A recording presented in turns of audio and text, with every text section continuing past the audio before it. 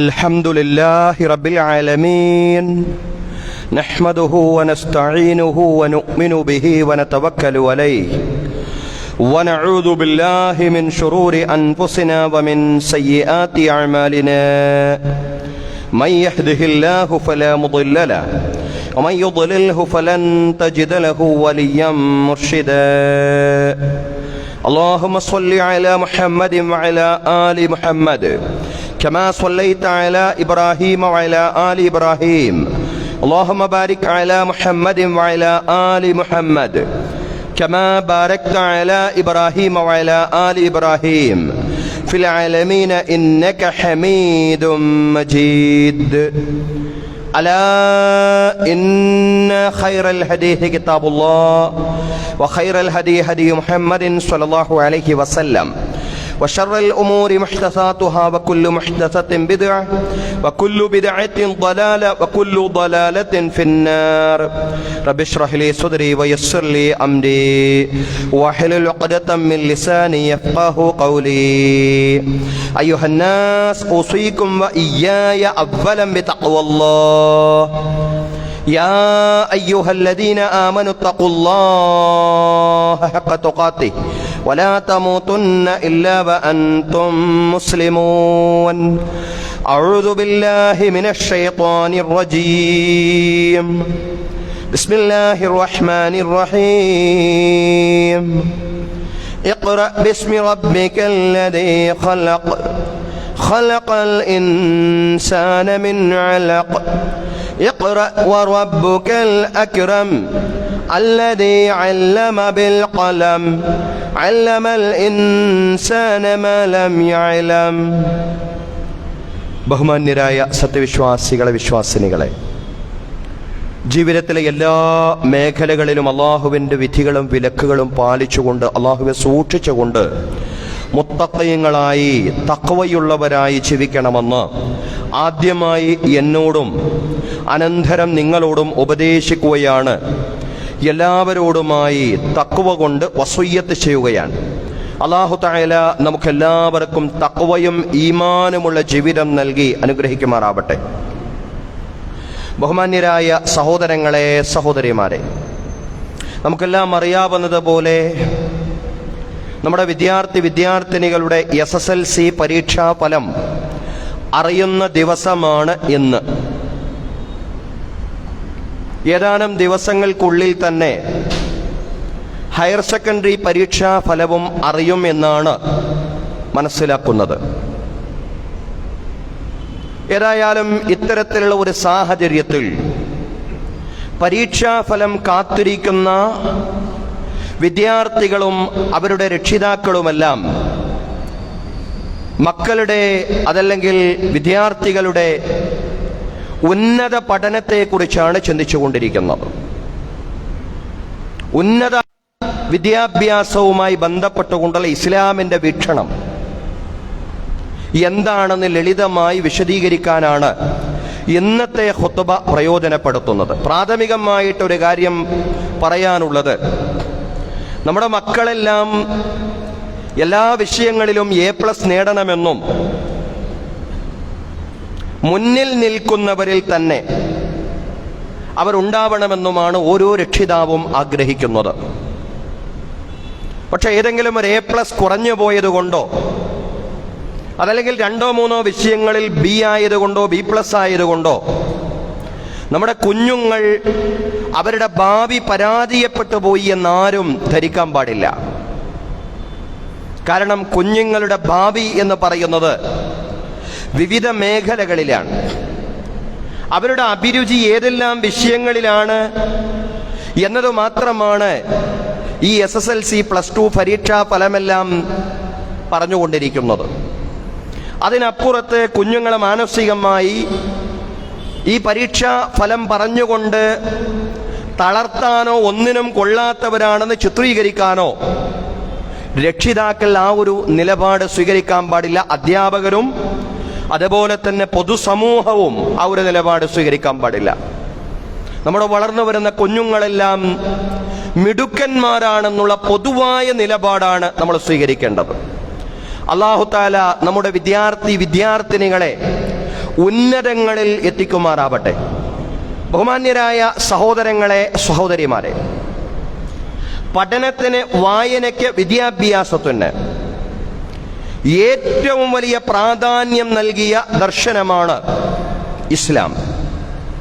അതെന്തുകൊണ്ടാണ് അങ്ങനെ പറയുന്നതെന്ന് ചോദിച്ചാൽ, ഖുർആനിക വചനങ്ങൾ ആദ്യമായിട്ട് അവതീർണമാവുന്നത് നമുക്കെല്ലാം അറിയാവുന്നതുപോലെ സൂറത്തുൽ അലഖിലെ ആദ്യ വചനങ്ങളായിട്ടാണ്. വായിക്കാനാണ് ആഹ്വാനം ചെയ്യുന്നത്. യഖ്റ ബിസ്മി റബ്ബിക്കല്ലദീ ഖലഖ് ഖലഖൽ ഇൻസാന മിൻ അലഖ് ഇഖ്റ വറബ്ബുക്കൽ അക്രം അല്ലദീ അല്ലമ ബിൽ ഖലം അല്ലമൽ ഇൻസാന മാ ലം യഅലം. നിന്നെ സൃഷ്ടിച്ച നിന്റെ നാഥന്റെ നാമത്തിൽ വായിക്കുക. മനുഷ്യനെ രക്തപിണ്ഡത്തിൽ നിന്ന് പടച്ച നിന്റെ നാഥന്റെ നാമത്തിൽ വായിക്കുക. നീ വായിക്കുക, നിന്റെ രക്ഷിതാവ് അത്യുദാരനാണ്. പേന കൊണ്ട് പഠിപ്പിച്ചവനായ നാഥൻ, മനുഷ്യൻ അജ്ഞാതമായ കാര്യങ്ങൾ പഠിപ്പിച്ച നാഥൻ, മനുഷ്യൻ അജ്ഞാതമായ കാര്യങ്ങൾ പഠിപ്പിച്ച, പേന കൊണ്ട് പഠിപ്പിച്ച, മനുഷ്യനെ രക്തപിണ്ഡത്തിൽ നിന്ന് പടച്ച, നിന്നെ സൃഷ്ടിച്ച ഈ പ്രപഞ്ചത്തിലെ സകല ചരാചരങ്ങളെയും സൃഷ്ടിച്ചു പരിപാലിക്കുന്ന നിന്റെ നാഥന്റെ നാമത്തിൽ വായിക്കുക എന്ന് പറഞ്ഞ അവതീർണമായ ഗ്രന്ഥം. വായിക്കാൻ അറിഞ്ഞുകൂടാത്ത നമുക്കൊക്കെ അറിയാവുന്നത് പോലെ അക്ഷരജ്ഞാനമില്ലാത്ത പ്രവാചകനോടാണ് വായിക്കുക എന്ന് പറയുന്നത്. എന്ന് പറയുമ്പോൾ ആ വായന കൊണ്ട് കേവല അക്ഷരവായന മാത്രമല്ല അർത്ഥമാക്കുന്നത്, മറിച്ച് ഈ പ്രപഞ്ചത്തെ വായിക്കാനാണ് പറയുന്നത്. അതുകൊണ്ടാണ് മലക്കൊന്നുകൂടി ചേർത്ത് നിർത്തിക്കൊണ്ട് പ്രവാചകനോട് വായിക്കുക എന്ന് വീണ്ടും വീണ്ടും പറയുന്നത്. പ്രപഞ്ചത്തെ വായിച്ചുകൊണ്ട് സൃഷ്ടാവായ നാഥനിലേക്ക് എത്തിപ്പെടുക എന്നുള്ള വലിയ സന്ദേശവുമായിട്ടാണ് ഖുർആനിലെ ആദ്യ വചനങ്ങൾ അവതീർണമാവുന്നത് എന്ന് നമുക്ക് മനസ്സിലാക്കാൻ കഴിയുന്നതാണ്. അങ്ങനെ വായിച്ചപ്പോഴാണ് പ്രാകൃതരായ ഒരു ജനസമൂഹം പേന കൊണ്ട് എഴുത്തു പഠിപ്പിച്ച നാഥന്റെ നാമത്തിൽ വായിച്ചപ്പോ അവർ ലോകത്തിന്റെ ജേതാക്കളും നാഗരികതയുടെ സംസ്കാരങ്ങളുടെ നായകന്മാരുമായി മാറി എന്നുള്ളതാണ്. ഇന്നലകളിൽ ആടിന്റെയും ഒട്ടകത്തിന്റെയും പിന്നാലെ പാഞ്ഞിരുന്ന ഒരു ജനത, ചില്ലറ കാര്യങ്ങൾക്ക് വേണ്ടി പതിറ്റാണ്ടുകളോളം പടയോട്ടം നടത്തിയിരുന്ന ഒരു ജനത, വായനയിലൂടെ അവർ പരിഷ്കൃതരായി മാറി എന്നുള്ളതാണ്. വായനയിലൂടെ അവർ സംസ്കാരം സിദ്ധിച്ചവരായി മാറി എന്നുള്ളതാണ്. അതുകൊണ്ട് വായിക്കുക എന്ന് പറയുന്ന ഖുർആനിന്റെ കൽപ്പന എന്നും അന്വർത്ഥമാണ്. എന്താണ് വായിക്കേണ്ടതെന്ന് ചോദിച്ചാൽ അതിനൊറ്റ മറുപടിയേ ഉള്ളൂ: നാഥന്റെ നാമത്തിൽ വായിക്കാൻ കഴിയുന്ന കാര്യങ്ങളെല്ലാം വായിക്കുക. ബിസ്മി ചൊല്ലിക്കൊണ്ട് വായിക്കാൻ കഴിയുന്ന കാര്യങ്ങളെല്ലാം വായിക്കുക. വിജ്ഞാനത്തിന് അത്ര വലിയ പ്രാധാന്യമാണ് ഇസ്ലാം നൽകുന്നത്. യസീറുൽ ഫിഖ്ഹി ഖൈറു മിൻ കസീറിൽ ഇബാദ.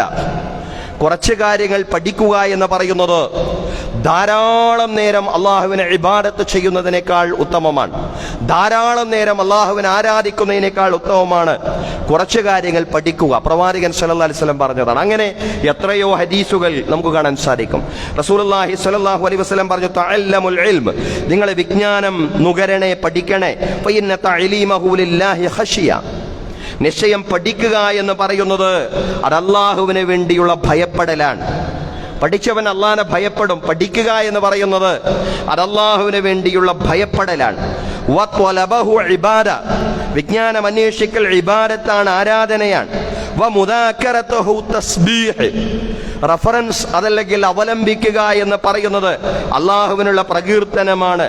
വൽ ബഹ്സ അൻഹു ജിഹാദ്, വിജ്ഞാനത്തിൽ ഗവേഷണം നടത്തുക എന്ന് പറയുന്നത് ധർമ്മസമരമാണ്. വതഅലീമഹു ലിമൻ ലാ യഅലമുഹു സദഖ, അറിയാത്ത ആളുകൾക്ക് അറിവ് പഠിപ്പിക്കുക എന്ന് പറയുന്നത് ദാനധർമ്മമാണ്. അങ്ങനെയെല്ലാമാണ് ഹദീസുകളിൽ വിജ്ഞാനത്തിന്റെ മഹത്വം പറഞ്ഞിട്ടുള്ളത്. കുൻ ആലിമൻ ഔ മുതഅല്ലിമൻ ഔ മുസ്തമിഅൻ ഔ മുഹിബ്ബൻ ഫലാ തകുൻ ഖാമിസ. നീ അറിവുള്ള പണ്ഡിതനാവുക, അതല്ലെങ്കിൽ വിദ്യാർത്ഥിയാവുക, അതല്ലെങ്കിൽ വിജ്ഞാനത്തിന്റെ ശ്രോതാവാവുക, അതല്ലെങ്കിൽ വിജ്ഞാനത്തെ സ്നേഹിക്കുന്നവനാവുക. അഞ്ചാമത്തെ ഒരാളായിട്ട് നീ മാറാൻ പാടില്ല. വിജ്ഞാനത്തോടൊരു ബന്ധവുമില്ലാത്ത ഒരു മനുഷ്യനായി നീ മാറാൻ പാടില്ല. ഒന്നുകിൽ ഒരു പണ്ഡിതൻ, അതല്ലെങ്കിൽ വിദ്യാർത്ഥി, അതല്ലെങ്കിൽ ശ്രോതാവ്, അതല്ലെങ്കിൽ വിജ്ഞാന സ്നേഹി. അഞ്ചാമത്തെ ഒരു നിലപാട് നിനക്കുണ്ടാവാൻ പാടില്ല. അപ്പൊ വിജ്ഞാനം എന്ന് പറയുമ്പോൾ ചില ആളുകൾ ചിന്തിക്കും അത് ദൈവശാസ്ത്രപരമായ വിജ്ഞാനം, അതല്ലെങ്കിൽ കർമ്മശാസ്ത്രപരമായ വിജ്ഞാനം, അതല്ലെങ്കിൽ മതപരം എന്ന വൃത്തത്തിൽ ഉൾപ്പെടുത്താൻ കഴിയുന്ന വിജ്ഞാനത്തെ സംബന്ധിച്ചാണ് ഇസ്ലാം അറിവ് എന്ന് പറയുന്നത്. അങ്ങനെയല്ല, എല്ലാ കാര്യങ്ങളും അറിവാണ്. ഞാൻ പറഞ്ഞല്ലോ, ബിസ്മി ചൊല്ലി പഠിക്കാൻ കഴിയുന്ന, വായിക്കാൻ കഴിയുന്ന, അന്വേഷിക്കാൻ കഴിയുന്ന മുഴുവൻ കാര്യങ്ങളും അറിവാണ്. എല്ലാ ജ്ഞാനങ്ങളുടെയും സ്രോതസ് പ്രവാചകന്മാരാണ് എന്നതാണ് ഖുർആനികവാദം. അതാണ് വിശുദ്ധ ഖുർആനിലെ 2-ാം അധ്യായത്തിൽ അല്ലാഹു പറയുന്നത്, വഅല്ലമ ആദമൽ അസ്മാഅ കുല്ലഹ. ആദമിനെ എല്ലാ നാമങ്ങളും പഠിപ്പിച്ചു. പ്രപഞ്ചത്തിലെ എല്ലാ പദാർത്ഥങ്ങളുടെയും നാമങ്ങൾ, പേരുകൾ ആദാമിനെ പഠിപ്പിച്ചു എന്നാണ്. എല്ലാ അറിവുകളും വളർന്നതും വികസിച്ചതും അത് പ്രവാചകന്മാരിലൂടെയാണ്. ലോകത്തെ ഒന്നാമത്തെ കർഷകൻ, കൃഷി എന്ന് പറയുന്ന ഒരു വിജ്ഞാനമാണ്, അഗ്രികൾച്ചർ, കാർഷിക വിജ്ഞാനം. ലോകത്തിലെ ഒന്നാമത്തെ കർഷകൻ ആദം അലൈഹിസ്സലാമാണ്. തച്ചുശാസ്ത്രത്തിൽ ലോകത്ത് ആദ്യമായി വൈദഗ്ധ്യം നേടിയത് നൂഹ് നബി അലൈഹിസ്സലാമാണ്. ഇരുമ്പിന്റെയും ഉരുക്കിന്റെയും ഉപയോഗം ലോകത്തെ ആദ്യമായി പഠിപ്പിച്ചത് ദാവൂദ് നബി അലൈഹിസ്സലാമാണ്. അതാണ് അറിവെന്ന് പറയുന്നത്. എല്ലാ മേഖലയിലും അറിവുള്ള ആളുകൾ ഇസ്ലാമിക സമൂഹത്തിൽ തന്നെ ഉണ്ടായിരിക്കൽ അനിവാര്യമാണ് എന്ന ഹുജ്ജത്തുൽ ഇസ്ലാം അബൂ ഹാമിദ് അൽ ഗസാലി അടക്കമുള്ള പണ്ഡിതന്മാരെ പറയുന്നുണ്ട്. ഇമാം ഗസാലി തന്റെ യഹ്യായിൽ പറയുന്ന ഒരു ഉദ്ധരണി ഇപ്രകാരമാണ്, ഫലാ യതഅജ്ജബ് മിൻ ഖൗലിനാ. നാം പറയുന്നത് കേട്ട് നിങ്ങൾ ആരും അത്ഭുതപ്പെടേണ്ട. ഇമാം അവറുകൾ പറയാൻ, ഇന്ന ത്വിബ്ബ വൽ ഹിസാബ മിൻ ഫുറൂദിൽ കിഫായാത്ത്. നിശ്ചയം വൈദ്യശാസ്ത്രം, ഇന്നത്തെ ഭാഷയിൽ പറഞ്ഞാൽ മെഡിസിൻ, വൽ ഹിസാബ് ഗണിതശാസ്ത്രം, മാത്തമാറ്റിക്സ്, എല്ലാം മിൻ ഫുറൂദിൽ കിഫായാത്ത്, സാമൂഹ്യ ബാധ്യതകളിൽപ്പെട്ടതാണ്. വൈദ്യശാസ്ത്രം പഠിച്ചവരും ഗണിതശാസ്ത്രം പഠിച്ചവരുമെല്ലാം സമൂഹത്തിൽ ഉണ്ടായിരിക്കൽ നിർബന്ധമാണെന്നർത്ഥം. ഫഇന്ന ഉസൂല സിനാഅത്തി അയ്ളൻ മിൻ ഫുറൂദിൽ കിഫായാത്ത്. നിശ്ചയം വ്യവസായത്തിന്റെ അടിസ്ഥാനങ്ങൾ പഠിക്കുക എന്ന് പറയുന്നതും അതും സാമൂഹ്യ ബാധ്യതകളിൽപ്പെട്ടതാണ്. കൽ ഫല്ലാഹ, കാർഷിക വൃത്തി പഠിക്കുക, വൽ ഹിയാക, അതുപോലെ തന്നെ നെയ്ത്ത് പഠിക്കുക, വസിയാസ, അതുപോലെ രാഷ്ട്രതന്ത്രം പഠിക്കുക, വൽ ഹിജാമ. ഹിജാമ എന്ന് പറഞ്ഞാൽ കൊമ്പ് വെക്കുക എന്നാണ്. അത് പഴയ കാലത്തുള്ള ഒരു വൈദ്യശാസ്ത്ര രീതിയാണ്, അത് പഠിക്കുക. വൽ ഖിയാത്ത, അതുപോലെ തുന്നൽ പഠിക്കുക. ഇതൊക്കെ ഭൗതികമായിട്ട് മനുഷ്യൻ പഠിക്കുന്ന കാര്യങ്ങളാണ്. ഈ കാര്യങ്ങളെല്ലാം പഠിക്കുക എന്ന് പറയുന്നത് ഇമാം ഗസാലി റഹ്മത്തുള്ളാഹി അലൈഹി പറയാണ്, അത് ഫർള് കിഫയിൽപ്പെട്ടതാണ്, സാമൂഹ്യ ബാധ്യതയിൽപ്പെട്ടതാണ്. സാമൂഹ്യ ബാധ്യത എന്ന് പറയുമ്പോൾ നമ്മൾ അതിനൊരു ഉദാഹരണമായിട്ട് പറയാനുള്ളത് ജനാസ നമസ്കാരമാണ്. ഒരു ജനാസയുടെ പേരിൽ ഒരു മഹലിൽ ഒരാൾ നമസ്കരിച്ചാലും മറ്റുള്ളവരുടെ ബാധ്യത മാറിയെന്നാണ്. എല്ലാവരും നിസ്കരിക്കുകയാണെങ്കിൽ നല്ലത്, പക്ഷേ 1-2 ആളുകൾ നിസ്കരിച്ചാലും മതി, സാമൂഹ്യ ബാധ്യത തീർന്നു. 1-2 ആളുകളെങ്കിലും നിസ്കരിച്ചിരിക്കണം എന്നുള്ളതാണ്. അതാണ് സാമൂഹ്യ ബാധ്യത എന്ന് പറയുന്നത്. അതുപോലെയുള്ള സാമൂഹ്യ ബാധ്യതയാണ് ഇപ്പറഞ്ഞ കാര്യങ്ങൾ പഠിക്കുക എന്ന് ഇമാം ഗസാലി പറയാണ്. വൈദ്യശാസ്ത്രം, ഗണിതശാസ്ത്രം, അതുപോലെ വ്യവസായത്തിന്റെ അടിസ്ഥാനങ്ങൾ, കാർഷിക വൃത്തി, നെയ്ത്ത്, അതുപോലെ രാഷ്ട്രതന്ത്രം, അതുപോലെ തന്നെ കൊമ്പ് വെക്കൽ ആ കാലത്ത്, വൽ ഖിയാത്ത, അതുപോലെ തുന്നൽ, ഇതൊക്കെ പഠിക്കുക എന്ന് പറയുന്നത് അത് സാമൂഹ്യ ബാധ്യതയിൽപ്പെട്ടതാണ്. എന്നിട്ട് ഹിജാമയെ അദ്ദേഹം വിശദീകരിച്ചു. അന്നത്തെ വൈദ്യശാസ്ത്ര മേഖലയിലുണ്ടായിരുന്ന പുരോഗതിപ്പെട്ട ഒരു കാര്യമാണ്. ഇന്നതിന് എത്രത്തോളം പ്രസക്തിയുണ്ട് എന്ന് എനിക്കറിഞ്ഞുകൂടാ. ഏതായാലും ഫഇന്നഹു ലൗ ഖലൽ ബലദു മിനൽ ഹിജാം, ഏതെങ്കിലും ഒരു പ്രദേശം ഹിജാമിൽ നിന്ന് ഒഴിവായാൽ, ഹിജാം എന്ന് പറഞ്ഞാൽ കൊമ്പ് വെക്കുന്ന ആ രീതിയിൽ നിന്ന് ഒഴിവായാൽ, തസാറഅൽ ഹലാഖു ഇലൈഹിം, അവിടേക്ക് നാശം വന്ന് പതിക്കും, ആളുകളും മരിച്ചു പോകും, പെട്ടെന്ന് നശിച്ചു പോകും. വഹറജു ബിതഅരീദിഹിം അൻഫുസഹും ലിൽ ഹലാക്, ശരീരങ്ങൾ നാശത്തിന് വിധേയമാകും. ഫഇന്നല്ലദീ അൻസലദ്ദവാ, നിശ്ചയം രോഗത്തെ ഇറക്കിയ പടച്ചതമ്പുരാൻ ആ രോഗത്തിന് മരുന്നും ഇറക്കിയിട്ടുണ്ട്. വഅർശദ ഇല ഇസ്തിഅമാലി, ആ മരുന്ന് എങ്ങനെ ഉപയോഗിക്കണമെന്ന് പഠിപ്പിച്ചിട്ടുണ്ട്. ഫലാ യജൂസു തഅറുദു ലിൽ ഹലാക് ബിഇഹ്മാലി. അതുകൊണ്ട് ആ വൈദ്യശാസ്ത്ര മേഖലയിലെ ഓരോ കാലഘട്ടത്തെയും വൈദ്യശാസ്ത്ര മേഖല എന്ന് പറയണം. ഓരോ കാലഘട്ടത്തെയും വൈദ്യശാസ്ത്ര മേഖലയെ അവഗണിച്ചുകൊണ്ട് ഒരു വിശ്വാസിക്ക് മുന്നോട്ട് പോകൽ, അതല്ലെങ്കിൽ ഒരു വിശ്വാസി സമൂഹത്തിന് മുന്നോട്ട് പോകൽ അനുവദനീയമല്ല. സമൂഹത്തിൽ അതൊക്കെ പഠിച്ച ആളുകൾ ഉണ്ടായിരിക്കണം എന്ന് ഇമാം ഗസാലി റഹ്മത്തുള്ളാഹി അലൈഹി പറയാൻ. ഇത്തരം വൈജ്ഞാനിക മേഖലകളിലെല്ലാം പ്രാവീണ്യം നേടിയവർ വിശ്വാസികളുടെ കൂട്ടത്തിൽ ഉണ്ടാവണമെന്നാണ് ഇമാം ഗസാലി റഹ്മത്തുള്ളാഹി അലൈഹി പറഞ്ഞത്. എല്ലാ മേഖലയിലും വലിയ മുന്നേറ്റം ഉണ്ടായിക്കൊണ്ടിരിക്കുന്ന ഒരു കാലഘട്ടത്തിലൂടെയാണ് നമ്മൾ മുന്നോട്ട് പോയിക്കൊണ്ടിരിക്കുന്നത്. പക്ഷേ ഇസ്ലാമിക ലോകത്തിന് വലിയ മുന്നേറ്റം ഉണ്ടായിരുന്ന ഒരു ചരിത്രം, ആ ചരിത്രത്തെ അനുസ്മരിച്ചുകൊണ്ടല്ലാതെ വർത്തമാന കാലഘട്ടത്തിൽ സമൂഹത്തിലുള്ള മുന്നേറ്റത്തെ നമുക്ക് അയവിറക്കുക സാധ്യമല്ല എന്നുള്ളതാണ്.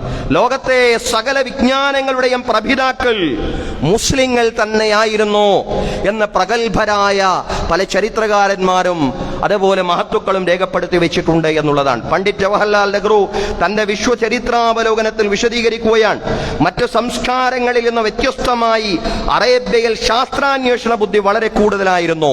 അതുകൊണ്ട് ആധുനിക ശാസ്ത്രത്തിന്റെ പ്രഭിതാക്കൾ മുസ്ലിങ്ങളാണെന്ന് പറയാൻ കഴിയുമെന്നാണ് നെഹ്റു പറയുന്നത്.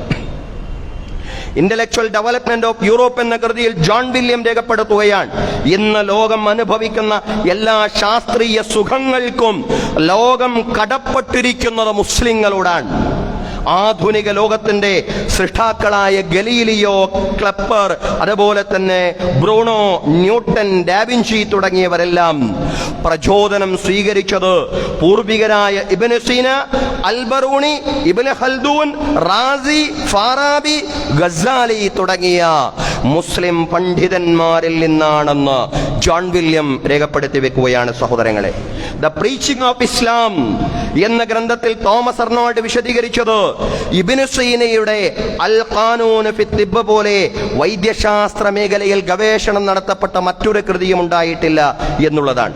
Introduction to the history of science, ശാസ്ത്ര ചരിത്രത്തിന്റെ ആമുഖം എന്ന് നമുക്ക് പരിഭാഷപ്പെടുത്താവുന്ന ഗ്രന്ഥത്തിൽ ജോർജ് സാൾട്ടൻ എന്ന് പറയുന്ന ഗ്രന്ഥകാരൻ പറയാണ്, മുസ്ലിങ്ങളുടെ കൂട്ടത്തിലുണ്ടായിരുന്ന ശാസ്ത്ര പ്രതിഭകളെ ഒരു ഗ്രന്ഥത്തിൽ എഴുതി വെക്കാൻ കഴിയാത്ത അത്രയുമുണ്ട് എന്നുള്ളതാണ്. ഒരു ഗ്രന്ഥത്തിൽ അവരുടെ പേര് പോലും എഴുതി തീർക്കാൻ കഴിയില്ല. അത്രയും ശാസ്ത്ര പ്രതിഭകൾ മുസ്ലിങ്ങളുടെ കൂട്ടത്തിലുണ്ടായിരുന്നു എന്ന് ശാസ്ത്ര ചരിത്രത്തിന്റെ മുഖവുര എന്ന ഗ്രന്ഥത്തിൽ ജോർജ് സാൾട്ടൻ എന്ന് പറയുന്ന ഗ്രന്ഥകാരൻ രേഖപ്പെടുത്തി വെക്കുകയാണ്. സഹോദരങ്ങളെ, ഇങ്ങനെയുള്ള ഒരു സുവർണകാലം ഇസ്ലാമിക ചരിത്രത്തിനുണ്ടായിരുന്നു എന്നുള്ളതാണ്. ശാസ്ത്രവിജ്ഞാന മേഖലകളിൽ ഉന്നത സ്ഥാനങ്ങളിൽ മുന്നേറിയ വലിയൊരു ചരിത്രം അതായിരുന്നു മുൻഗാമികളുടെ ചരിത്രമെങ്കിൽ ഇന്ന് ലോകത്ത് മികച്ച 25 സാങ്കേതിക വൈദ്യശാസ്ത്ര സ്ഥാപനങ്ങളുടെ പേരുകൾ നാം എടുത്ത് പരിശോധിച്ചു കഴിഞ്ഞാൽ 50 മുസ്ലിം രാജ്യങ്ങളിൽ ഒന്നുപോലും അതിലില്ല എന്നുള്ളതാണ്. ലോകത്തെ മികച്ച ശാസ്ത്ര അതുപോലെ തന്നെ സാങ്കേതിക സ്ഥാപനങ്ങളുടെ പേരുകൾ എടുത്ത് പരിശോധിച്ച് നോക്കുമ്പോൾ മുസ്ലിം നാടുകളുടെ പേര് വേണ്ടത്ര നമുക്ക് കാണാൻ സാധിക്കുന്നില്ല എന്നുള്ളതാണ്. ലോകത്തെ ഏറ്റവും പ്രധാനപ്പെട്ട ഒരു പുരസ്കാരമാണ് നോബൽ പ്രൈസ് എന്ന് പറയുന്നത്. 2016 ഒരു കണക്കനുസരിച്ചുകൊണ്ട് കേവലം 2 കോടിയിൽ താഴെ മാത്രം അംഗസംഖ്യയുള്ള ജൂതന്മാർ വിവിധ മേഖലകളിലായി 180ഓളം നോബൽ സമ്മാനം നേടിയിട്ടുണ്ടെങ്കിൽ 150 കോടി ജനസംഖ്യയുള്ള മുസ്ലിങ്ങൾ 10 താഴെയോ മാത്രം നോബൽ സമ്മാനമാണ് നേടിയിട്ടുള്ളത് എന്ന് നമുക്ക് മനസ്സിലാക്കാൻ കഴിയുന്നതാണ്. അതല്ലെങ്കിൽ നമുക്ക് കാണാവുന്നതാണ് നിരീക്ഷിക്കുമ്പോൾ, പഠിക്കുമ്പോൾ. പക്ഷേ ഇങ്ങനെയൊക്കെയാണെങ്കിലും നമ്മളെ പുതിയ സാഹചര്യത്തിൽ ചില മാറ്റങ്ങളൊക്കെ സമൂഹത്തിൽ ഉണ്ടാവുന്നുണ്ട് എന്നതും നാം മറക്കുന്നില്ല. പ്രത്യേകിച്ചും കഴിഞ്ഞ ഏതാനും വർഷങ്ങളായിട്ട് നമ്മുടെ SSLC +2 ഫലം വന്നപ്പോഴെല്ലാം നല്ല ഒരു ഫലം മുസ്ലിം ഭൂരിപക്ഷ പ്രദേശങ്ങളിൽ നിന്നും അതുപോലെ തന്നെ മുസ്ലിം വിദ്യാർത്ഥികളിൽ നിന്നുമൊക്കെ പ്രകടമായി എന്നതും നാം വിസ്മരിക്കുന്നില്ല. ധാരാളം, അതല്ലെങ്കിൽ മുഴുവൻ A+ നേടിയ ധാരാളം വിദ്യാർത്ഥികൾ, അതിന് തൊട്ടടുത്ത് നിൽക്കുന്ന ധാരാളം വിദ്യാർത്ഥികൾ, അങ്ങനെയുള്ള ധാരാളം സ്ഥാപനങ്ങളെല്ലാം തന്നെ ഉണ്ടായി. പക്ഷേ അതുകൊണ്ട് മാത്രമായില്ല. കുറെ A+കൾ നേടി എന്നതുകൊണ്ട് മാത്രം ലക്ഷ്യം പരിമിതമാവരുത് എന്നുള്ളതാണ്. മറിച്ച് ഓരോ കാലഘട്ടത്തിലും നേടേണ്ടുന്ന വിജ്ഞാനങ്ങളുണ്ട്.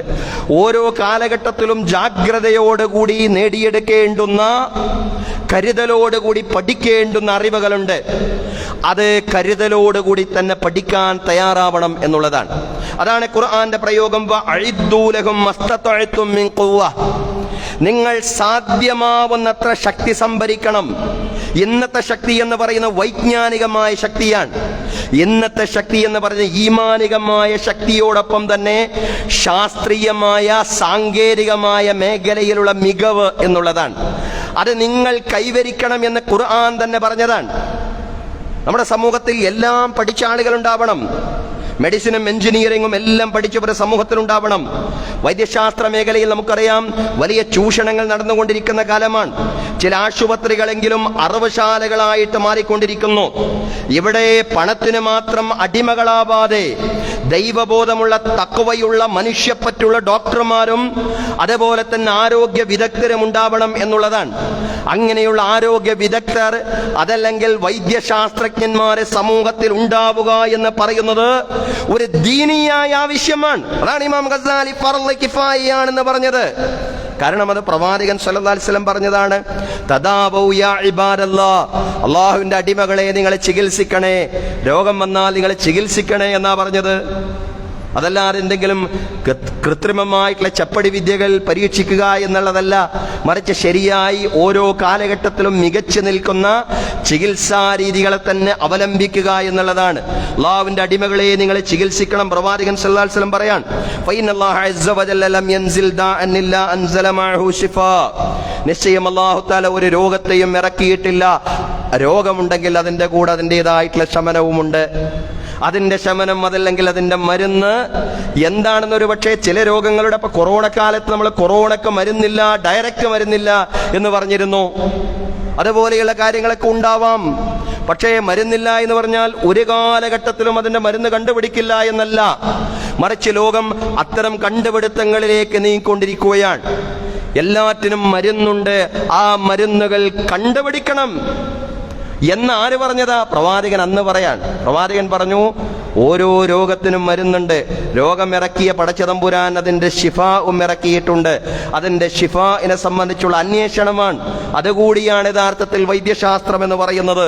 അത് പഠിക്കുക എന്ന് പറയുന്നത് ദീനിയായിട്ടുള്ള ഒരു ആവശ്യം കൂടിയായിട്ടാണ് ഈ ഹദീസിന്റെ വെളിച്ചത്തിൽ നമ്മൾ മനസ്സിലാക്കേണ്ട സഹോദരങ്ങളെ. രോഗികളെ ചികിത്സിക്കാൻ അറിയുന്നവർ സമൂഹത്തിൽ ഉണ്ടാവണമെന്നാണ് ഈ ഹദീസ് പറയുന്നത്. അതുപോലെ പ്രധാനമാണ് നിയമജ്ഞരായ ആളുകൾ. ഭരണഘടനയോട് മാത്രം കൂറുള്ള വക്കീൽമാര്, ജഡ്ജിമാര് സമൂഹത്തിൽ ഉണ്ടാവുക എന്ന് പറയുന്നത്. ലീഗൽ ആക്ടിവിസം, നിയമപരമായിട്ടുള്ള പ്രവർത്തനങ്ങളിലൂടെ മുന്നോട്ട് പോകുന്ന ആളുകൾ. ലീഗൽ ആക്ടിവിസം എന്ന് പറയുന്നത് ഈ കാലഘട്ടത്തിൽ വിശ്വാസികൾ നിർവഹിക്കേണ്ടുന്ന, നന്മേച്ചുക്കളായ ആളുകൾ നിർവഹിക്കേണ്ടുന്ന ഏറ്റവും വലിയ ധർമ്മസമരമാണ് എന്നുകൂടി നമ്മൾ പറയേണ്ടി വരും. കാരണം നമുക്കറിയാം, നിരപരാധികളായ ഒരുപാട് ആളുകൾ ഇന്ന് ജയിലറകളിലാണ്. 10,000-കണക്കിന് മനുഷ്യർ നിരപരാധികളായിട്ട് ജയിലറകളിൽ കഴിഞ്ഞുകൂടുമ്പോൾ അവർക്കുള്ള വിമോചനത്തിന്റെ വഴിയെന്ന് പറയുന്ന ലീഗൽ ആക്ടിവിസം മാത്രമാണ്.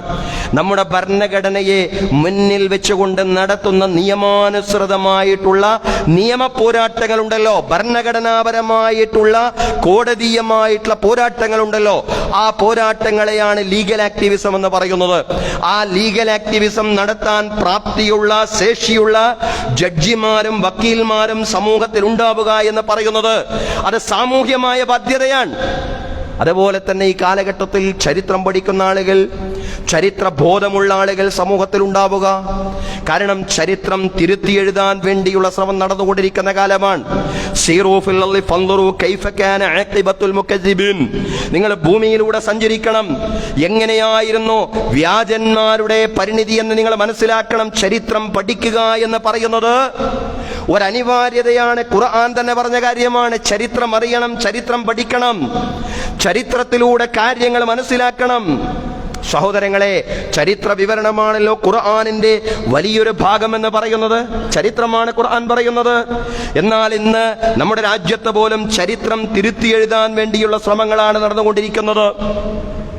നമുക്കറിയാം, NCERT സിലബസിൽ നിന്ന് മുഗൾ രാജാക്കന്മാരുടെ ചരിത്രം ഇനി പഠിക്കേണ്ടതില്ല എന്ന് തീരുമാനിച്ച ഒരു കാലം കൂടിയാണ്.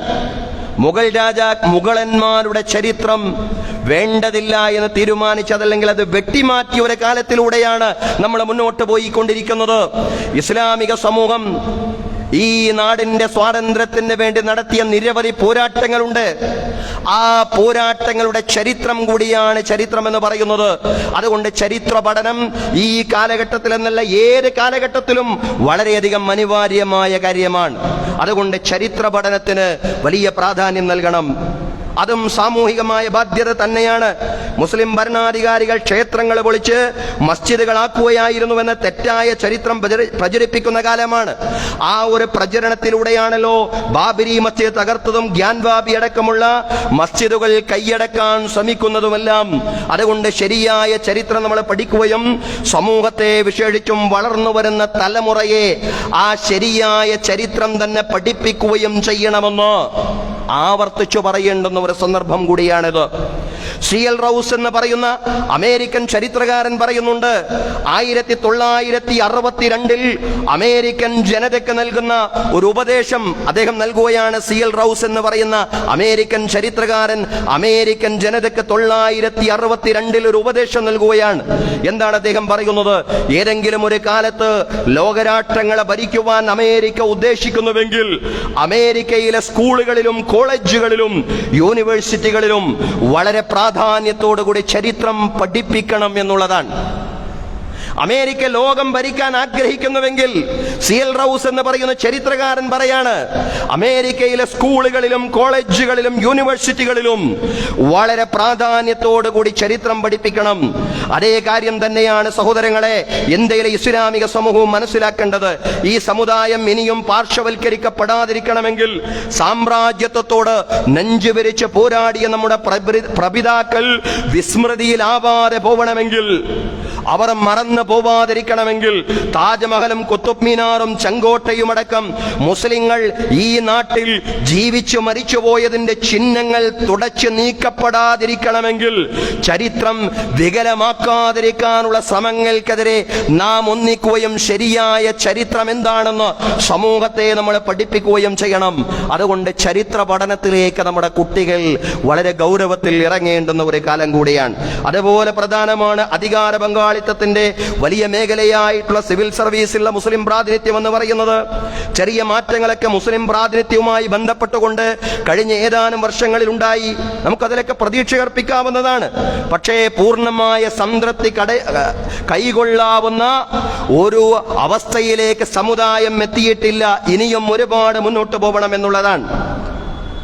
നമുക്കറിയാം, സിവിൽ സർവീസ് എന്ന് പറഞ്ഞാൽ കളക്ടർമാരെയും അതുപോലെ തന്നെ ചീഫ് സെക്രട്ടറിമാരെയും അംബാസഡർമാരെയും വാർത്തെടുക്കുന്ന ഈ സിവിൽ സർവീസ് പരീക്ഷയ്ക്ക് മുസ്ലിം വിദ്യാർത്ഥികൾ അപേക്ഷിക്കാൻ തുടങ്ങിയത് തന്നെ സ്വാതന്ത്ര്യം ലഭിച്ച് 25 കൊല്ലം കഴിഞ്ഞതിന് ശേഷമാണ് എന്ന് ഒരിടത്ത് വായിച്ചതായിട്ട് ഓർക്കുന്നുണ്ട്. അതിന്റെ മുമ്പ് ഒറ്റപ്പെട്ട ചിലരൊക്കെ അപേക്ഷിച്ചിട്ടുണ്ടാവും, ഇല്ല എന്നല്ല പറയുന്നത്. പക്ഷേ ഗൗരവത്തിൽ മുസ്ലിം വിദ്യാർത്ഥികൾ അപേക്ഷിക്കാൻ തുടങ്ങിയത് എത്രയോ കാലങ്ങൾ കഴിഞ്ഞാണ്. സിവിൽ സർവീസ് എന്ന നിലയിൽ, സിവിൽ സർവൻസ് എന്ന നിലയിൽ, പെർമനന്റ് എക്സിക്യൂട്ടീവ്സ് എന്ന നിലയിൽ മുസ്ലിം പ്രാതിനിധ്യം അങ്ങേയറ്റം ദയനീയമാണെന്ന് വ്യക്തമാക്കുന്ന സച്ചാർ റിപ്പോർട്ടെല്ലാം നമ്മുടെ മുമ്പിലുള്ളതാണ്. 2006 രജീന്ദ്രൻ സച്ചാർ ചെയർപേഴ്സണായിട്ടുള്ള അധ്യക്ഷനായിട്ടുള്ള റിപ്പോർട്ട് വന്നത്. നമുക്കറിയാം, അന്ന് ആ റിപ്പോർട്ടിൽ പറഞ്ഞു 2006 19 കൊല്ലം മുമ്പാണ്. IAS മുസ്ലിം പ്രാതിനിധ്യം 3%, IFS 1.8%, IPS 4%, റിപ്പോർട്ട് പറഞ്ഞത്. 19 കൊല്ലം കഴിയുമ്പോ ചില മാറ്റങ്ങളൊക്കെ ഉണ്ടായിട്ടുണ്ട്, ശരിയാണ്. ചില പുരോഗതികളൊക്കെ സമൂഹത്തിൽ ഉണ്ടായിട്ടുണ്ടെങ്കിലും വിപ്ലവകരമായ പ്രാതിനിധ്യമൊന്നും സമൂഹത്തിൽ, ഇസ്ലാമിക സമൂഹത്തെ സംബന്ധിച്ചിടത്തോളം, മുസ്ലിം കമ്മ്യൂണിറ്റിയെ സംബന്ധിച്ചിടത്തോളം ഉണ്ടായിട്ടില്ല എന്നത് അതിനെ സംബന്ധിച്ചറിയുന്ന പഠിച്ച ആളുകൾ വളരെ വ്യക്തമായിട്ട് പറയുകയാണ്. സഹോദരങ്ങളെ, സഹോദരിമാരെ, അമിതമായ സാമുദായികത കൊണ്ടല്ല നമ്മൾ ഈ കാര്യങ്ങളൊന്നും പറയുന്നത്. പക്ഷേ ഒരു സമുദായം ഒരു സമുദായം എന്ന് മാത്രമല്ല, എല്ലാ സമുദായങ്ങളും ഉദ്യോഗ രാഷ്ട്രീയ മണ്ഡലങ്ങളിൽ അവർക്ക് അർഹമായ പ്രാതിനിധ്യം ഉണ്ടാവുക എന്ന് പറയുന്നത് ഭരണഘടനാപരമായിട്ടുള്ള ഒരു ആവശ്യമാണ്. ഒരു നാട് ജനാധിപത്യപരമായിട്ട് എത്രത്തോളം ഉയർന്നു നിൽക്കുന്നു എന്ന് നമ്മൾ വിലയിരുത്തേണ്ടത് ആ നാട്ടിലെ വിവിധ വിഭാഗങ്ങൾ, വിശേഷിച്ചും പിന്നാക്ക ന്യൂനപക്ഷ വിഭാഗങ്ങൾ എത്രത്തോളം അധികാര പങ്കാളിത്തത്തിൽ പ്രാതിനിധ്യം വഹിക്കുന്നുണ്ട് എന്നതിനെ അടിസ്ഥാനപ്പെടുത്തിയാണ്. അങ്ങനെ നോക്കുമ്പോൾ അവിടെയെല്ലാം അർഹമായിട്ടുള്ള പ്രാതിനിധ്യം ഉറപ്പുവരുത്താൻ എല്ലാ സമുദായങ്ങൾക്കും സാധിക്കുമ്പോഴാണ്, ആ ഒരു സന്തുലിതത്വം, ബാലൻസിംഗ് ഉണ്ടാവുമ്പോഴാണ് ഭരണഘടനാപരമായിട്ടുള്ള ലക്ഷ്യം സാക്ഷാത്കരിക്കപ്പെടുന്നത്. അതുകൊണ്ട് മുസ്ലിങ്ങളുടെ പ്രാതിനിധ്യം കുറവാണ് എന്ന് പറയുന്നത് ഒരു സാമുദായികമായ വികാരത്തിന്റെ മാത്രം അടിസ്ഥാനത്തിലല്ല, മറിച്ച് അതൊരു ഭരണഘടനാപരമായിട്ടുള്ള ഒരു ആവശ്യം കൂടിയാണ്. മുസ്ലിം സമൂഹത്തെ സംബന്ധിച്ചിടത്തോളം എന്ന് അഭിമുഖീകരിക്കുന്ന അപരവൽക്കരണത്തിൽ നിന്ന് രക്ഷപ്പെടാനുള്ള വലിയൊരു മാർഗവും ഈ പ്രാതിനിധ്യം തന്നെയാണ്. സൈന്യത്തിലുള്ള പ്രാതിനിധ്യവും വളരെ പ്രാധാന്യമുള്ളതാണ്.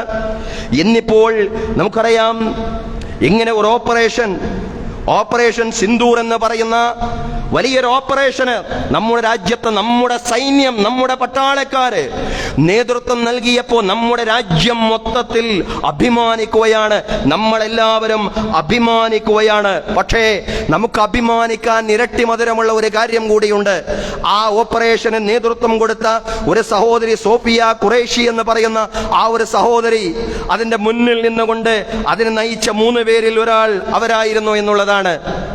ആ പേര് കൊണ്ട് തന്നെ നമുക്ക് ഈ കാലഘട്ടത്തിൽ വിശേഷിച്ചും അഭിമാനിക്കാൻ കഴിയുന്നുവെങ്കിൽ, അവരെ സംബന്ധിച്ചുള്ള വിവരണങ്ങൾ പരസ്പരം അങ്ങോട്ടും ഇങ്ങോട്ടും ധാരാളമായിട്ട് ഷെയർ ചെയ്യപ്പെടുന്നുവെങ്കിൽ, സമൂഹം മാർജിനൈസ് ചെയ്യപ്പെടാതിരിക്കാൻ വേണ്ടി തീർച്ചയായിട്ടും എല്ലാ അർത്ഥത്തിലുള്ള പ്രാതിനിധ്യവും സൈന്യത്തിലടക്കം മാർജിനൈസ് ചെയ്യപ്പെടാതിരിക്കാൻ വേണ്ടി മാത്രമല്ല, അർഹമായ പ്രാതിനിധ്യം എല്ലാ മേഖലയിലും ഉറപ്പുവരുത്താൻ അത് മറ്റാരെങ്കിലും നമുക്ക് ചെയ്തു തരും എന്ന് മനസ്സിലാക്കുക എന്നതിനപ്പുറത്ത് ഓരോ സമുദായത്തിനകത്തും അതിന് ജാഗ്രതയോടുകൂടിയുള്ള പ്രവർത്തനങ്ങൾ ഉണ്ടാവണം എന്നുള്ളതാണ്. ഒരു വിശ്വാസിയെ സംബന്ധിച്ചിടത്തോളം എല്ലാ കാര്യങ്ങളും പഠിക്കണം എന്നുള്ളതാണ്. എല്ലാ വിജ്ഞാനവും അൽ ഹിക്മത്തു ദ്വാല്ലത്തുൽ മുഅ്മിൻ എന്നുള്ളതാണ്. വിജ്ഞാനം എന്ന് പറഞ്ഞാൽ സത്യവിശ്വാസിക്ക് നഷ്ടപ്പെട്ടു പോയ ധനമാണ്, എവിടെയോ നഷ്ടപ്പെട്ടു പോയ ധനം. അതുകൊണ്ട് അത് കിട്ടിയാൽ ഉടനെ അതെന്റെ സ്വത്താണ്, എന്നിൽ നിന്നത് വീണുപോയതാണ് എന്ന ബോധത്തോടുകൂടി അത് തിരിച്ചു പിടിക്കണം എന്നുള്ളതാണ്.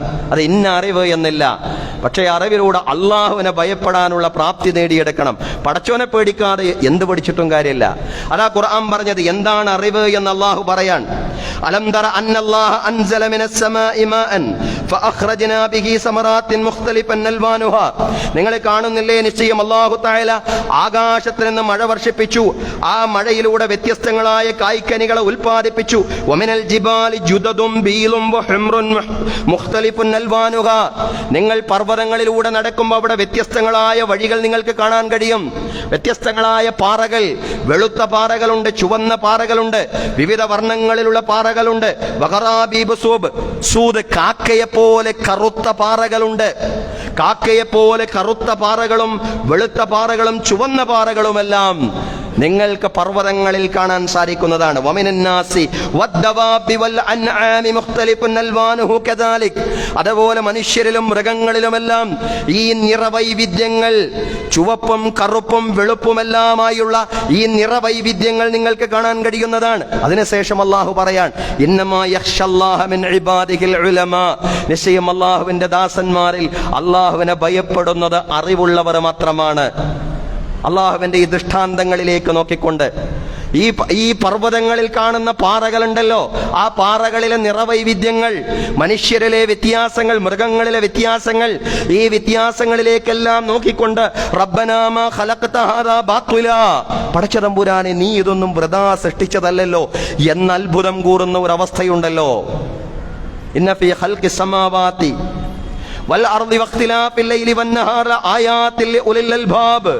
ആകാശഭൂമികളുടെ സൃഷ്ടിപ്പിലും രാപ്പകലുകൾ മാറി മാറി വരുന്നതിലും ചിന്തിക്കുന്നവർക്ക് ദൃഷ്ടാന്തങ്ങളുണ്ട്. ഇതിലൂടെയൊക്കെ അള്ളാഹുവിലേക്ക് എത്തിപ്പെടാൻ കഴിയുന്നുവെങ്കിൽ അയാളാണ് അള്ളാഹുവിനെ അറിഞ്ഞവൻ. അയാളാണ് അള്ളാഹനെ അറിഞ്ഞവൻ, അയാൾ അള്ളാഹുവിനെ ഭയപ്പെടുമെന്നാണ്, അയാളാണ് ആലിമെന്ന് പറയുന്നത്. അയാൾ ഒരു പക്ഷേ പഠിക്കുന്ന ചരിത്രമായിരിക്കാം, ഭൗതിക ശാസ്ത്രമായിരിക്കാം, രസതന്ത്രമായിരിക്കാം, ജീവശാസ്ത്രമായിരിക്കാം, അതിൽ തന്നെ സസ്യശാസ്ത്രമോ ജന്തുശാസ്ത്രമോ അതല്ലെങ്കിൽ അതിന്റെ വ്യത്യസ്തങ്ങളായ ശാഖകളോ ഉപശാഖകളോ ഒക്കെ ആയിരിക്കാം.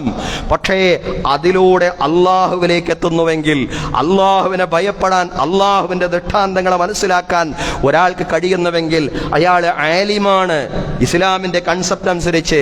അതേസമയം തന്നെ മതപരമായിട്ടുള്ള കാര്യങ്ങൾ, ദൈവശാസ്ത്രപരമായ കർമ്മശാസ്ത്രപരമായ തികച്ചും മതപരം എന്ന് നമ്മൾ പറയുന്ന കാര്യങ്ങളുണ്ടല്ലോ, അതും പഠിക്കണം, അതിന്റെ അടിസ്ഥാനങ്ങൾ പഠിക്കണം. അത് നിർബന്ധമാണ്. ത്വലബുൽ ഇൽമി ഫരീളത്തുൻ അലാ കുല്ലി മുസ്ലിമിൻ വ മുസ്ലിമ. വിജ്ഞാനം അന്വേഷിക്കൽ ഓരോ മുസ്ലിം സ്ത്രീയുടെയും പുരുഷന്റെയും നിർബന്ധ ബാധ്യതയാണ്. അതിന്റെ അടിസ്ഥാനങ്ങൾ പഠിച്ചിരിക്കുക.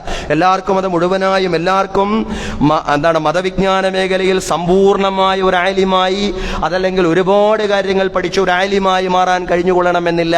പക്ഷെ അടിസ്ഥാന കാര്യങ്ങളെല്ലാം പഠിച്ചിരിക്കണം.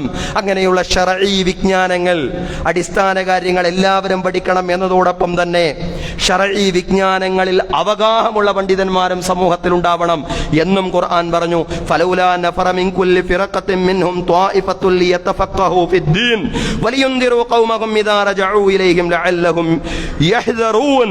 എന്തുകൊണ്ട് അവരിൽ നിന്ന് ഒരു വിഭാഗം ആളുകൾ അള്ളാഹുവിന്റെ ദീൻ ആഴത്തിൽ പഠിക്കാൻ വേണ്ടി പുറപ്പെട്ടില്ല, അവരുടെ ജനതയ്ക്ക് മുന്നറിയിപ്പ് നൽകാൻ? എന്തുകൊണ്ട്? ഒരു യുദ്ധത്തിന് പുറപ്പെടുമ്പോൾ പോലും എല്ലാവരും അങ്ങ് പുറപ്പെടരുത്. കുറച്ചാളുകൾ ദീൻ പഠിക്കാൻ വേണ്ടി പ്രത്യേക ശ്രദ്ധയോടുകൂടി നിൽക്കണമെന്ന് ഖുർആൻ പറയാൻ. ദീൻ പഠിക്കാൻ, ദീൻ ആഴത്തിൽ പഠിക്കാൻ. എന്തുകൊണ്ട് ഒരു വിഭാഗം ബാക്കിയായില്ല? എന്തുകൊണ്ട് ഒരു വിഭാഗം ദീൻ പഠിക്കാൻ വേണ്ടി പുറപ്പെട്ടില്ല എന്ന് ഖുർആൻ ചോദിക്കുന്നുണ്ട് സഹോദരങ്ങളെ. അപ്പൊ ദീൻ അങ്ങനെ ആഴത്തിൽ പഠിച്ച കുറച്ചാളുകൾ അവരും സമൂഹത്തിൽ ഉണ്ടാവുക. മതവിജ്ഞാനങ്ങളും അതുപോലെ തന്നെ ശാസ്ത്രവിജ്ഞാനങ്ങളും ചരിത്ര വിജ്ഞാനങ്ങളും എല്ലാറ്റിനെയും പ്രോത്സാഹിപ്പിക്കുകയാണ് ഇസ്ലാം. വിജ്ഞാനോൽപാദനത്തിൽ നമ്മുടെ മുൻഗാമികൾ സജീവമായിരുന്നു. അതുകൊണ്ടാണ് നമ്മൾ സ്പെയിനിനെ സംബന്ധിച്ച് അഭിമാനപൂർവ്വം പറയുന്നത്, സംസ്കാരങ്ങളുടെ നാഗരികതകളുടെ നായകത്വ പദവിയുള്ള രാഷ്ട്രമായിരുന്നു സ്പെയിൻ എന്ന് പറയുന്ന രാഷ്ട്രം. സഹോദരങ്ങളെ, ആ സ്പെയിൻ ഉൽപ്പാദിപ്പിക്കപ്പെട്ട അറിവുകൾ ഇംഗ്ലീഷിലേക്കും ഫ്രഞ്ചിലേക്കും വിവർത്തനം ചെയ്യപ്പെട്ടപ്പോഴാണ് നമുക്കൊക്കെ അറിയാവുന്നത് പോലെ തന്നെ യൂറോപ്പിൽ നവോത്ഥാനമുണ്ടായത്. അറബിയിൽ എഴുതപ്പെട്ട ഗ്രന്ഥങ്ങൾ വിവർത്തനം ചെയ്തുകൊണ്ട് യൂറോപ്യന്മാർ അവരുടേതായി, പാശ്ചാത്യർ അവരുടേതായി ലോകത്തെ തെറ്റിദ്ധരിപ്പിച്ചുകൊണ്ടായിരുന്നു നവോത്ഥാനത്തിന്റെ നായകന്മാരും മുന്നണി പോരാളികളുമായിട്ട് സ്വയം അവർ അവതരിപ്പിച്ചത് എന്നുള്ളതാണ് സഹോദരങ്ങളെ. അല്ലാമ ഇഖ്ബാൽ ഒരിടത്ത് പറയുന്നുണ്ട്, തന്റെ പൂർവ്വപിതാക്കൾ രചിച്ച പുസ്തകങ്ങൾ യൂറോപ്പിൽ കണ്ടപ്പോൾ തന്റെ ഹൃദയം 30 കഷ്ണമായി മാറി. തന്റെ പൂർവ്വപിതാക്കൾ രചിച്ച പുസ്തകങ്ങൾ ഞാൻ യൂറോപ്പിൽ കണ്ടപ്പോൾ എന്റെ ഹൃദയം 30 കഷ്ണമായി മാറി എന്ന് അല്ലാമ ഇഖ്ബാൽ ഒരിടത്ത് പറയുന്നുണ്ട് സഹോദരങ്ങളെ. അതുകൊണ്ട് അറിവ് എന്ന് പറയുന്നത് വിശ്വാസിക്ക് എവിടെയോ നഷ്ടപ്പെട്ടു പോയ ധനമാണ് എന്ന ബോധ്യത്തോടു കൂടി അറിവിനെ സമീപിക്കണം. കൃത്യമായിട്ട് അറിവിനോട് താല്പര്യമുള്ള ഒരു ജനതയായി, അതുപോലെ തന്നെ അറിവിനെ പ്രോത്സാഹിപ്പിക്കുന്ന ഒരു ജനതയായി മാറണം. മൻ സലക ത്വരീഖൻ യൽതമിസു ഫീഹി ഇൽമൻ സഹലല്ലാഹു ലഹു ത്വരീഖഹു ഇലൽ ജന്ന. വിജ്ഞാനത്തിന്റെ വഴിയിൽ ഒരാൾ പ്രവേശിച്ചു കഴിഞ്ഞാൽ സ്വർഗത്തിലേക്കുള്ള അയാളുടെ പ്രയാണം അല്ലാഹു എളുപ്പമാക്കി കൊടുക്കുമെന്ന പ്രവാചകൻ സല്ലല്ലാഹു അലൈഹി വസല്ലം പറഞ്ഞത്. അറിവിന്റെ വഴിയിൽ കൂടുതൽ സജീവമായി ഇഖ്ലാസോടുകൂടി പണിയെടുക്കുവാൻ നാഥൻ നമുക്കെല്ലാവർക്കും തൗഫീഖ് നൽകി അനുഗ്രഹിക്കുമാറാവട്ടെ. സഹോദരങ്ങളെ, സഹോദരിമാരെ, 26 നിരപരാധികളായ മനുഷ്യരെ കൊലപ്പെടുത്തിയ ഭീകരതയ്ക്കെതിരെ വളരെ ശക്തമായ മറുപടിയാണ് നമ്മുടെ ഇന്ത്യൻ സൈന്യം നൽകിയിട്ടുള്ളത്. ഈ ഒരു മറുപടി ഒരു അനിവാര്യതയായിരുന്നു. ഒരാവശ്യമോ ഒരു അത്യാവശ്യമോ എന്നതിനപ്പുറത്ത് ഒരു അനിവാര്യത എന്ന് തന്നെയാണ് അതിനെ സംബന്ധിച്ച് പറയേണ്ടത്. തീർച്ചയായിട്ടും അത് വേണ്ടത് തന്നെയായിരുന്നു എന്ന കാര്യത്തിൽ ഒരു സംശയവുമില്ല. കാരണം അതിലൂടെ ശക്തമായിട്ടുള്ള ഒരു മുന്നറിയിപ്പ് യഥാർത്ഥത്തിൽ പൈശാചിക ശക്തികൾക്ക് നൽകിയിട്ടുണ്ട് എന്നുള്ളതാണ്. എന്താണ് ഏറ്റവും വലിയ മുന്നറിയിപ്പ് എന്ന് ചോദിച്ചാൽ, മതപരമായിട്ട് ഈ രാജ്യത്തെ ഭിന്നിപ്പിക്കുവാൻ ഒരു ശക്തിക്കും സാധിക്കുകയില്ല എന്നുള്ളതാണ്. സഹോദരങ്ങളെ, നമ്മുടെ ഓപ്പറേഷൻ സിന്ദൂറിന് നേതൃത്വം നൽകിയവരും അതിൽ പങ്കാളി ആയവരുമായ മുഴുവൻ സൈനികർക്കും ഒരു ബിഗ് സല്യൂട്ട് ഈ ഖുതുബയിൽ വെച്ചുകൊണ്ടും ഈ മിമ്പറിൽ വെച്ചുകൊണ്ടും നൽകുവാൻ ആഗ്രഹിക്കുകയാണ്. അതോടൊപ്പം തന്നെ അതിർത്തിയിൽ സംഘർഷം നീണ്ടുപോവാൻ പാടില്ലെന്ന പ്രാർത്ഥന കൂടിയാണ് നമുക്ക് നടത്താനുള്ളത്. അല്ലാഹു തആല നമ്മുടെ അതിർത്തി പ്രദേശങ്ങളെ മുഴുവൻ ശാന്തവും നിർഭയത്വവുമുള്ള പ്രദേശങ്ങളാക്കി മാറ്റുമാറാവട്ടെ. അവിടുത്തെ സ്ത്രീകളെയും അവിടുത്തെ കുഞ്ഞുങ്ങളെയും അതുപോലെ തന്നെ മുതിർന്ന സഹോദരി സഹോദരന്മാരെയും എല്ലാം അല്ലാഹു തആല രക്ഷപ്പെടുത്തുമാറാവട്ടെ. സംഘർഷങ്ങളിൽ നിന്ന് എല്ലാം മുക്തമായി ശാന്തമായ സമാധാനപരമായ ഒരു സാഹചര്യത്തിലേക്ക് തിരിച്ചു പോവാൻ നാഥൻ തൗഫീഖ് നൽകി അനുഗ്രഹിക്കുമാറാവട്ടെ. അഖൂലു ഖൗലി ഹാദാ വഅസ്തഗ്ഫിറുല്ലാഹ ലീ വലക്കും. ഇന്നല്ലാഹ വമലായികതഹു യുസല്ലൂന അലൻ നബി യാ അയ്യുഹല്ലദീന ആമനൂ സ്വല്ലൂ അലൈഹി വസല്ലിമൂ തസ്ലീമാ.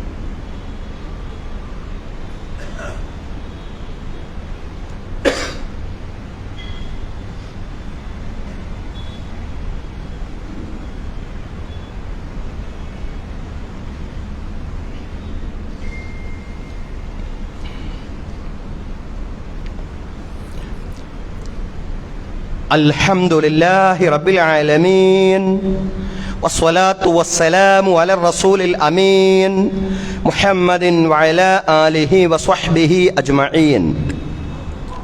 അയ്യുഹന്നാസ് ഊസീകും വഇയ്യായ സാനിയം ബിതഖ്വല്ലാഹ്. أعوذ بالله من الشيطان الرجيم. بسم الله الرحمن الرحيم. يا أيها الذين آمنوا اتقوا الله حق تقاته ولا تموتن إلا وأنتم مسلمون.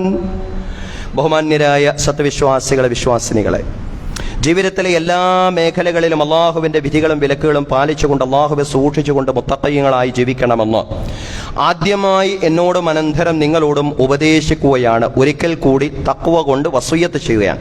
അള്ളാഹു തആല നമുക്കെല്ലാവർക്കും തഖ്വയും ഈമാനുമുള്ള ജീവിതം നൽകി അനുഗ്രഹിക്കുമാറാവട്ടെ. ബഹുമാന്യരായ സഹോദരങ്ങളെ സഹോദരിമാരെ, നമ്മുടെ മക്കളുടെ SSLC പരീക്ഷാഫലം ഇന്നും തുടർന്നുള്ള ദിവസങ്ങളിൽ ഏതെങ്കിലും ഒരു ദിവസത്തിൽ ഹയർ സെക്കൻഡറി പരീക്ഷാഫലവും വരുമ്പോൾ ഉന്നത വിജയം നേടിയെടുക്കുന്നവരിൽ അല്ലാഹു തആല നമ്മുടെ എല്ലാവരുടെയും മക്കളെ ഉൾപ്പെടുത്തി അനുഗ്രഹിക്കുമാറാവട്ടെ. എല്ലാ അർത്ഥത്തിലുമുള്ള വിജയം അവർക്ക് അല്ലാഹു നൽകുമാറാവട്ടെ. എല്ലാ വിഷയങ്ങളിലും A+ ആണ് അവർ ആഗ്രഹിക്കുന്നതെങ്കിൽ അല്ലാഹു തആല അവർക്ക് ഫുൾ A+ തന്നെ നൽകി അനുഗ്രഹിക്കുമാറാവട്ടെ. അതുപോലെ തന്നെ ഏതെങ്കിലും അർത്ഥത്തിലുള്ള പരാജയങ്ങളോ വീഴ്ചകളോ ഒക്കെ സംഭവിച്ചു പോയാൽ ക്ഷമിക്കാനുള്ള കരുത്ത് നമ്മുടെ കുഞ്ഞുങ്ങൾക്കും അവരുടെ മാതാപിതാക്കൾക്കും അല്ലാഹു തആല പ്രദാനം നൽകി അനുഗ്രഹിക്കുമാറാവട്ടെ. അല്ലാഹു നമ്മെ ഇവിടെ ഒരുമിച്ച് കൂട്ടിയതുപോലെ നാളവന്റെ നിരവധി അനുഗ്രഹങ്ങൾ നിറഞ്ഞ ജന്നാത്തുൽ ഫിർദൗസിലും ഒരുമിച്ച് കൂട്ടുമാറാവട്ടെ. ബഹുമാന്യരായ സഹോദരങ്ങളെ, ഒരു കാര്യം പ്രത്യേകമായിട്ട് എടുത്തു പറയാനുണ്ട്. അതായത് നമ്മൾ ബലിപെരുന്നാളിലേക്ക് പ്രവേശിക്കുകയാണ്. ഏതാനും ആഴ്ചകൾക്ക് ശേഷം നമ്മൾ ബലിപെരുന്നാളിലേക്ക് ഈദുൽ അദ്ഹായിലേക്കാണ് പ്രവേശിക്കുന്നത്. നമ്മുടെ ഉദ്ഹിയ്യ കളക്ഷൻ സ്വീകരിച്ചു കൊണ്ടിരിക്കുന്ന സമയം കൂടിയാണിത്. ഒരു വിഹിതമായിട്ട് നിശ്ചയിച്ചിട്ടുള്ളത് 12,000 രൂപയാണ്. അതിൻ്റെ കളക്ഷൻ ഇന്നു മുതൽ നമ്മുടെ മസ്ജിദിൻ്റെ അങ്കണത്തിൽ തന്നെ സ്വീകരിക്കുകയാണ് സഹോദരങ്ങളെ.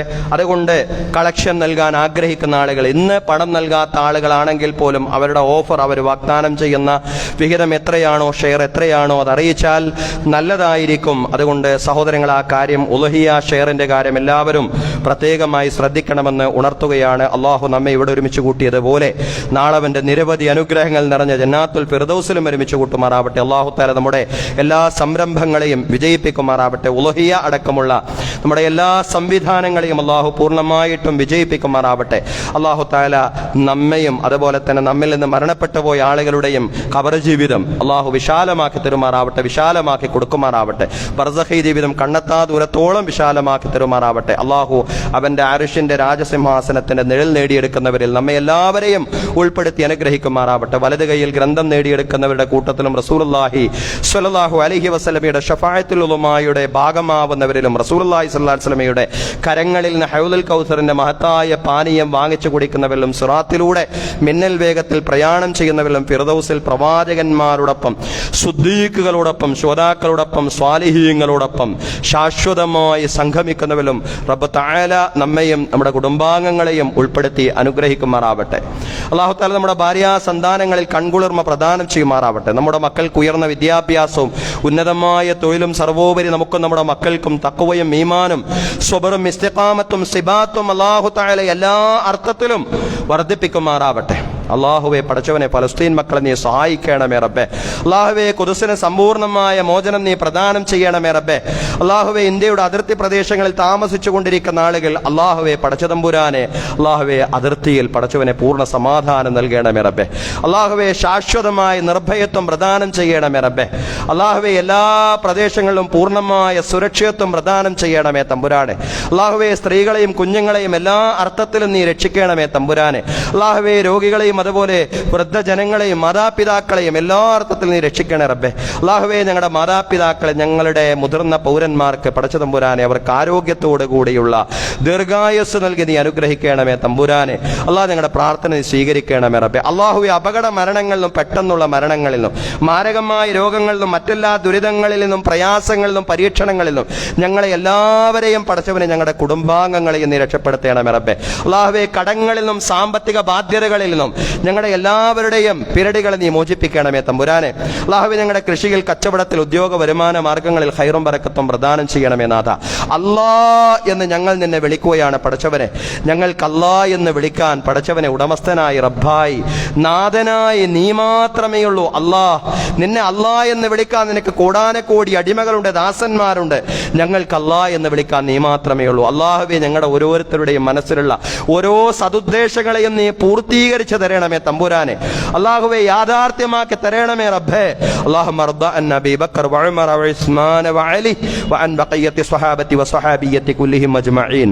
അല്ലാഹുമ്മഗ്ഫിർ ലിൽ മുഅ്മിനീന വൽ മുഅ്മിനാത്ത് വൽ മുസ്ലിമീന വൽ മുസ്ലിമാത്ത് അൽ അഹ്യാ മിൻഹും വൽ അംവാത് ഇന്നക മുജീബു ദഅവാതി യാ ഖാദിയൽ ഹാജാത്. അല്ലാഹുമ്മ അജിർനാ മിനൻ നാർ. അല്ലാഹുമ്മ അജിർനാ മിനൻ നാർ. അല്ലാഹുമ്മ അജിർനാ മിനൻ നാർ. അല്ലാഹുമ്മ ലാ തുഅസ്സിബ്നാ ബിൻ നാർ വ ലാ തജഅൽനാ മിൻ ഹത്ബിൻ നാർ ഇന്നഹാ ബിഅസദ് ദാർ വ ബിഅസൽ മസ്വാ وبئس القرار. اللهم لا تجعل في قلوبنا غلا للذين آمنوا ربنا إنك أنت رؤوف رحيم. ربنا آتنا في الدنيا حسنة وفي الآخرة حسنة وقنا عذاب النار. وصلى الله على سيدنا محمد وعلى آله وصحبه أجمعين والحمد لله رب العالمين.